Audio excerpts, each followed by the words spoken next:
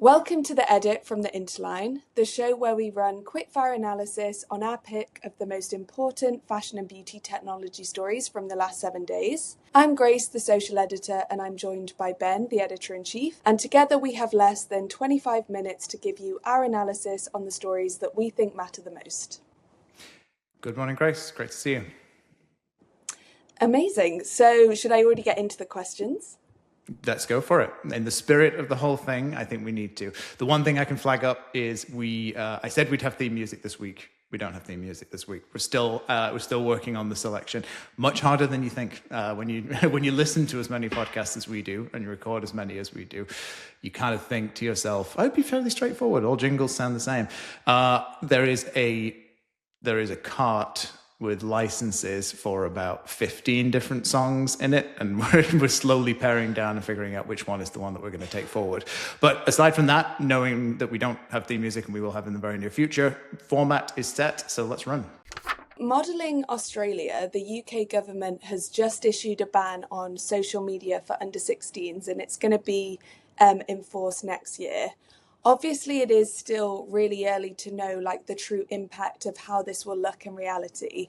But I do think that it already raises some really interesting questions, for our industry, specifically how fashion brands are going to market to younger consumers like Gen Alpha, for instance, now that they're not going to be on social media as much. I saw a really interesting piece from Vogue that was talking about perhaps fashion brands will have to market via games, since younger people will be spending more time in gaming environments. I also saw a really interesting story from WWD, and they were talking about a partnership between Samsung and Glance. Specifically, they're going to be doing AI-driven interactive shopping, and they're going to be incorporating that into all of their TVs that they've made in the last 6 years. To me, this feels like it could also be linked to this change and what's going to happen, but I wanted to get your take on this.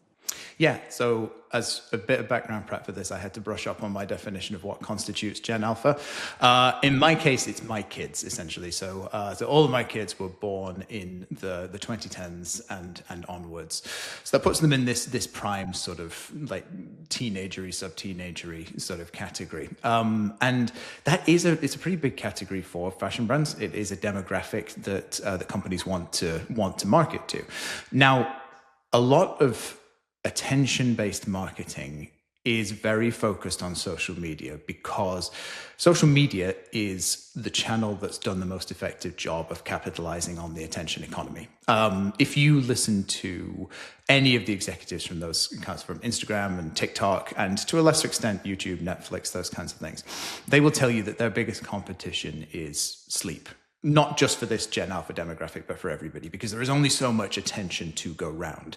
Now, what the social media ban does, I am a little bit conflicted on the social media ban in general as a UK resident with parents. I don't think it's quite as clean cut as this. But what it does is it effectively removes a share of that attention market and that attention economy from fashion brands to market to.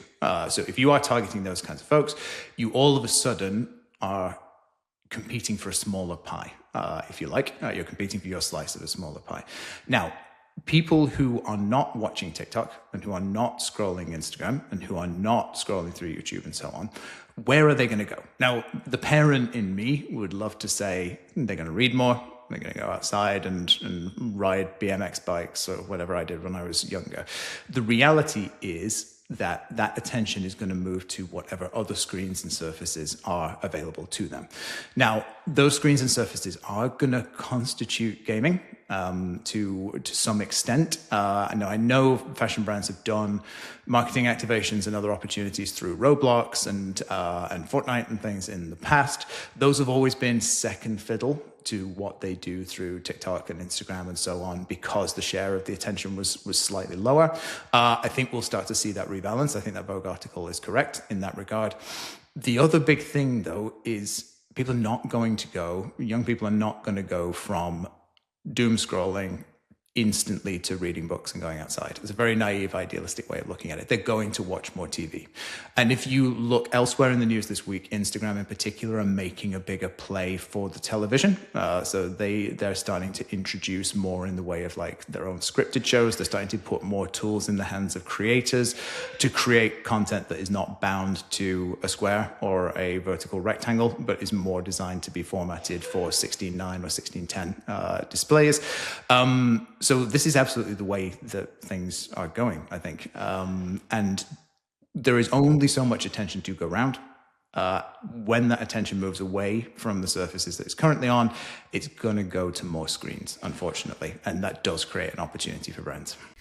The next story caused a lot of online discourse this week. Meta has just released 3 new styles of their smart glasses across 7 different colorways, but this time Ray-Ban was nowhere to be seen within this release. Probably the most standout of the new styles was a collaboration with Kylie Jenner, and her style specifically has a very Gen Z Y2K aesthetic, which makes you think that they're probably trying to target younger consumers with this release. Overall, Meta has reduced the price of their smart glasses by $80, but I believe Kylie Jenner's comes in at around $500. Interestingly, there was also news this week that Snap Inc. has also released these kind of augmented reality fashion smart glasses, but theirs come in at over $2,000. These are obviously 2 different approaches to wearables, so I wanted to get your take on all of this news and what you think is going on with wearables generally.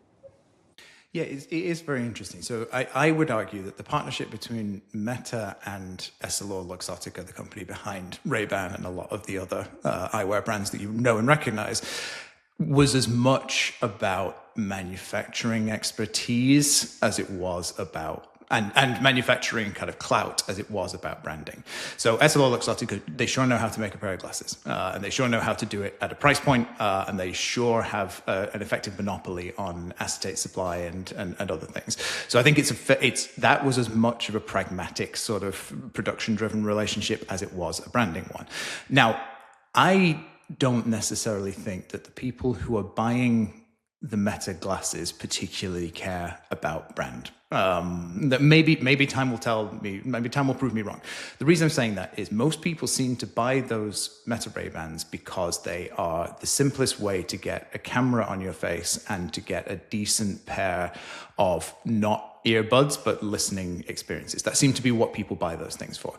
I suspect that the AI interactivity portion of it is a distant second for what most people want from it. And I suspect that most people, they liked to some extent that it looked like a pair of Wayfarers, but I don't think that was the major buying criterion.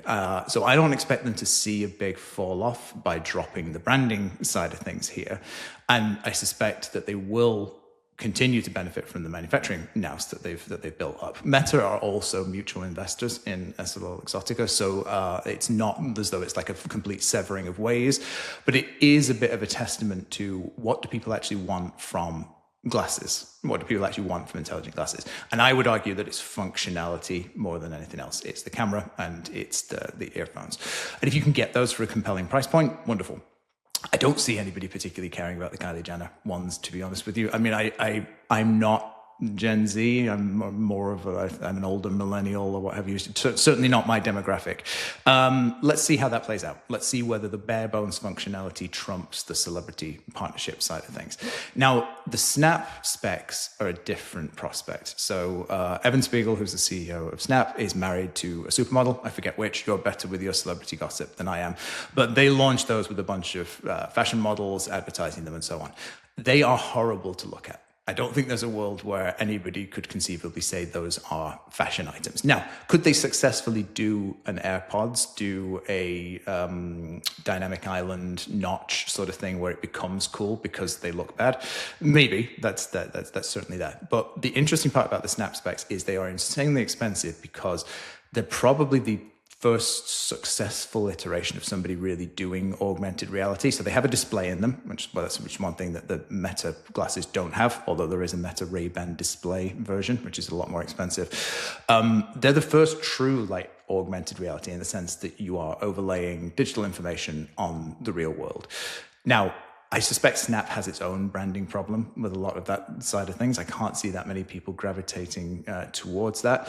But again, if people are buying these things for function, if what you want is a camera on your face and a decent pair of headphones, then there's a more accessible and affordable option for you. If what you want is like the bleeding edge of what can be accomplished with proper augmented reality, there's an option for you there as well. So I guess wearables are diverging, certainly at a price point and definitely a functionality level. I think we'll see branding start to matter less and less. How that plays out for the Google Gentle Monster Warby Parker partnership, we'll see. The next story features a brand that's been in the headlines a lot over the past couple of years. So Essence, the online multi-retailer, filed for bankruptcy protection in August 2025, I believe. And then at the start of this year, they got ownership retention for their business. Really interesting, this week they've been in the headlines again. Specifically, it was a report or an article from The Logic, and they were explaining how Essence has just let go of a lot of their creative team. So this is photographers, makeup artists, and also photo retouchers as well. They were putting this down to the fact that they've just incorporated more AI into their creative workflows. This is kind of a typical story that we're hearing more and more, but the most interesting part of what The Logic reported is that apparently Essence said that by incorporating AI, they're able to create a more distinct visual language and point of view that's going to help their business. I really wanted to get your take on, do we believe this? Do we think it's true? Or do you think it's just a way for the business to cut costs since they are struggling a lot in the past few years? Yeah, this is a really interesting one because you have a business that's really been through the ringer. And it's been through the ringer because multi-brand retail online has been proven to be a very difficult model to make work well and to establish any kind of differentiation in. 100% this will be to cut costs. And the thing I actually like about this story, so it is reporting from a single publication that we haven't been able to find validation for elsewhere. So they take this with some amount of salt, although they do seem to have spoken to people who directly work within Essence. So it seems believable. Now, it's at least honest, is what I will say. Like you will quite often see brands who will say, well, we are using generative AI in our consumer-facing content, whether we label it or not, whether it's mandatory to label it or not. But we're still keeping photographers on staff, we're still keeping makeup artists on staff, we're still keeping lighting teams on staff, or we're still keeping the contracts that we have with studios and agencies that do that kind of work. I don't think that tracks. I don't understand how a brand can say, well, I'm turning to generative AI for all of my consumer-facing content creation because it's cheaper at a unit economic level than photography is, but I'm still going to maintain everything else. I feel like that's a lip service thing that's going to play out badly over time. You also see the same thing from the technology providers here. You see people saying, this is not a replacement for models. This is not a replacement for photographers. This is a way for creative directors to do different things. I struggle to square that circle. If every brand is a commercial enterprise, if photography is that much of a cost center that it's so compelling to automate it and to have it done this way, then eventually you will lose those people and those skill sets will start to disappear. So it's at least honest in this instance. And as a company that has had a checkered few years, I think that's absolutely the reason behind a lot of this. Now, the distinct point of view thing is interesting to me because it suggests that there was some kind of limitation or issue in the way that they were approaching photography in the traditional means.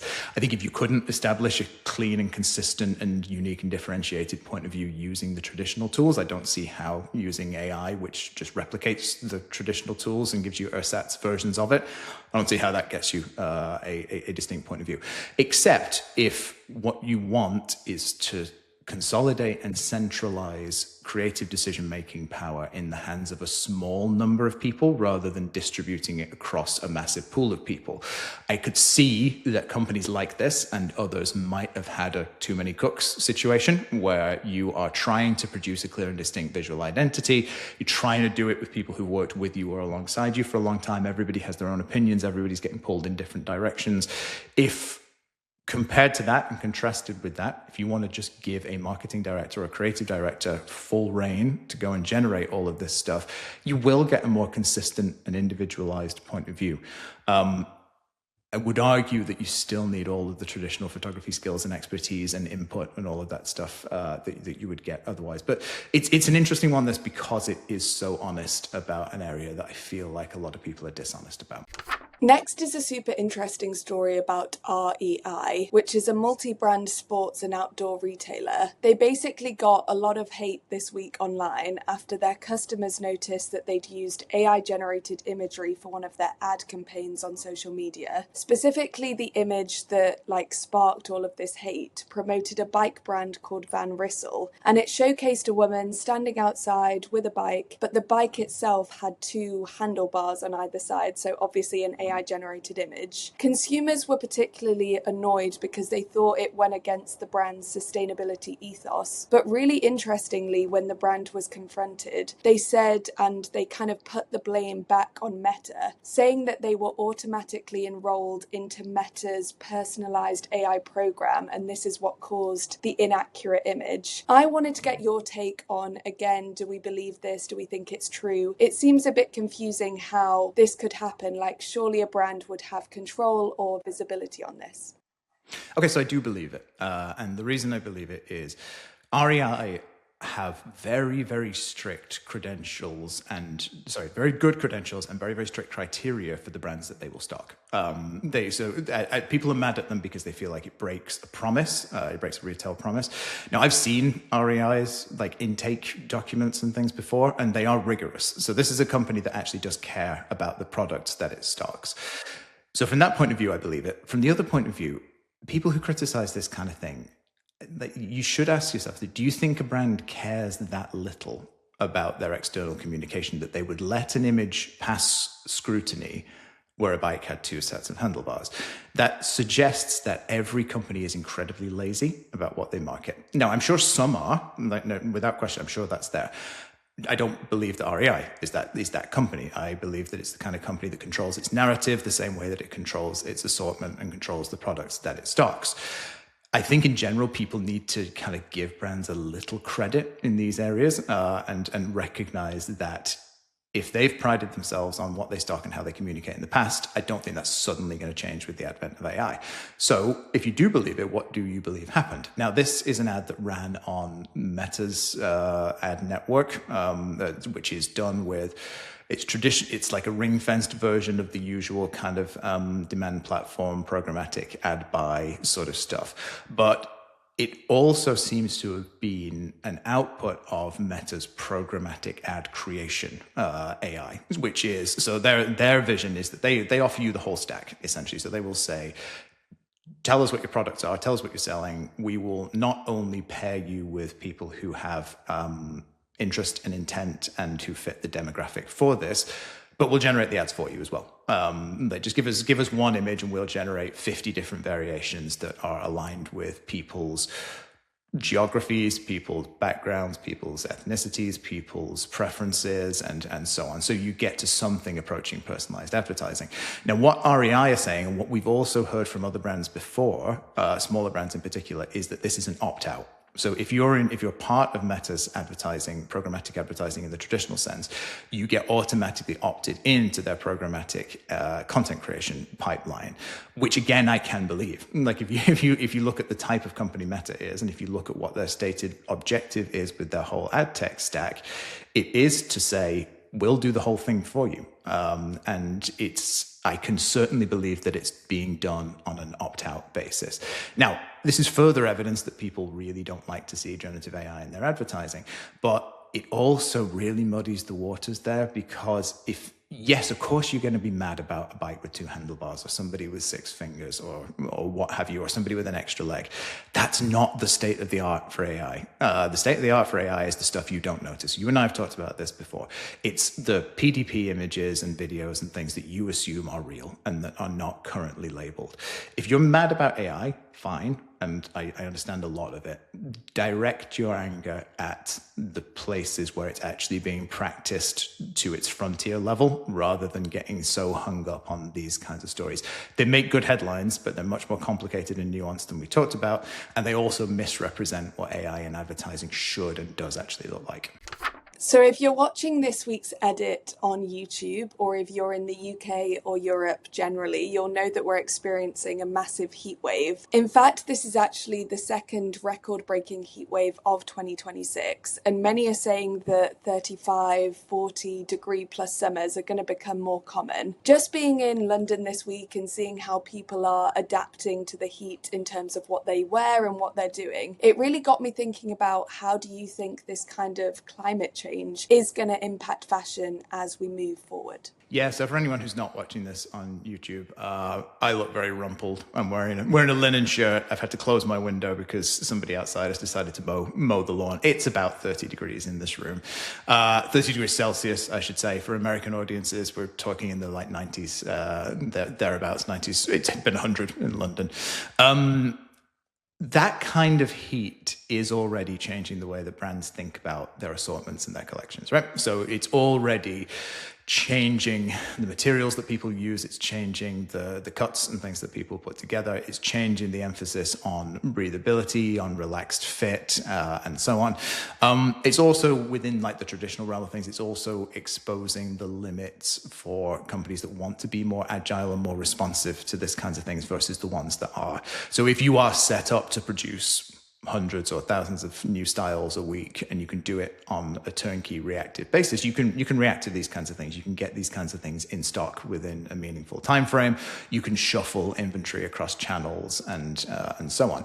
I'm not in London, I'm in Manchester, but imagine if you go into a shop in London, anyone worth their salt will have done a lot of like merchandise reallocation and store repositioning to put all of the lightweight garments and things right near the entrance. I've seen a lot of people carrying umbrellas to stay out of the sun, which is a first in the UK, I will say, for me. So presumably that's happening in London as well.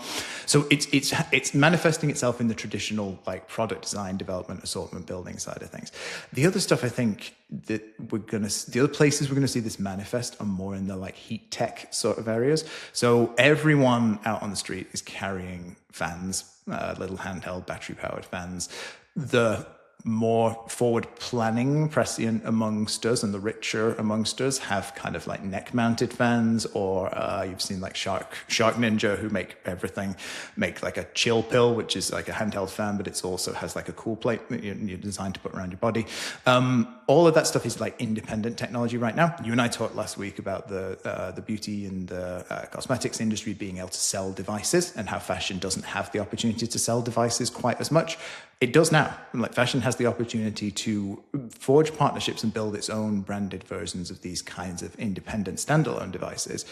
It also has the opportunity to start to integrate more of these features into garments as well. Like I am sure plenty of people would buy a garment that had one of the Sony kind of neck-mounted fans in it that blow hair into your shirt. I feel like that's a fast emerging category. I'll close by saying it is very hot here. I'm also very glad we're not in France, or it's about to be Germany or somewhere else where it is even hotter. So I think generally speaking, Europe is going through a process whereby our summertime climate is changing pretty markedly. We do not have air conditioning. There's definitely a lot of back and forth about that in France at the moment. That creates a potentially pretty captive market for fashion brands that want to tackle this, whether it's through branding standalone stuff or starting to integrate more heat tech into their garments, because we're certainly not going to get air conditioning in every home in France and Germany and Italy and the UK within the next decade. It's going to take a lot longer than that. I think this is the first year that I've wanted a handheld fan, so I'm really interested to see how this evolves. Yeah. And if you want to sell me a shirt with a fan built into it, I will buy it. I will make that commitment here and now. Grace, it's been fun talking to you for another week. Looking forward to next week when I am making a fairly confident prediction that we'll have theme music. Amazing. Thanks, Ben. Thank you.